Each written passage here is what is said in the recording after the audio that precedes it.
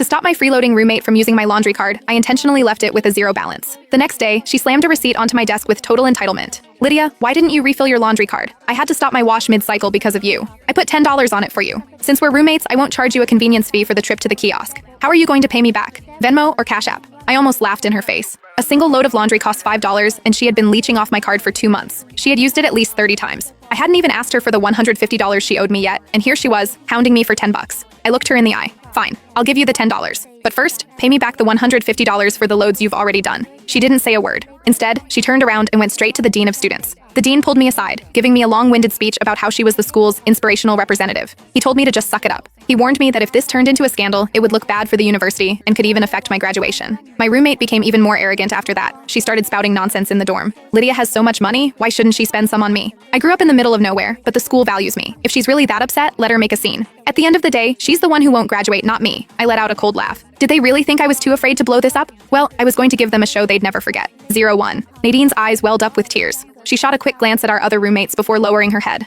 Her voice sounded like she was on the verge of a breakdown. Lydia, it was so windy this afternoon. I ran all the way to the student center with wet hair just to refill your card. If you don't want to be grateful, fine. But how can you be so petty about money? Petty? Is that what we're calling it now? Asking for what's rightfully mine? The other girls in the room turned their chairs around to watch the drama. Sloan asked, "What's going on?" "It's nothing. I just put $10 on Lydia's laundry card, and now she refuses to pay me back." Nadine sniffled, pausing for effect. "I'm not even saying she has to pay. It's just that $10 is what I spend on food for a whole day." Sloan nodded and looked at me. "Was your card really empty?" I leaned back in my chair, my voice flat. "Because Nadine used it all." Nadine pouted as if she were the victim. "What do you mean I used it? Don't you use it too? Besides, I've used it so many times before and you never said anything." I stared her down. "That's because every single time you said, 'I'll pay you back next time,' but you never did." The first time Nadine leached off me was during the second week of the semester. I had just finished my laundry when she happened to walk in. "Lydia, my card is empty. Can I borrow yours? I'll refill mine tomorrow and Venmo you." I said sure and handed it over. The next day she didn't mention it. I didn't bring it up either. Then came the third time, the fourth, the fifth. Her "can I borrow it?" turned into "just let me scan yours. I'll get you later." But later never came. One time I came back from class and she just held her hand out while sitting on her bed. "Give me the card. I need to do laundry." I asked if she had sent me the money yet. She froze for a second, then laughed. "Don't you still have plenty of credits on there?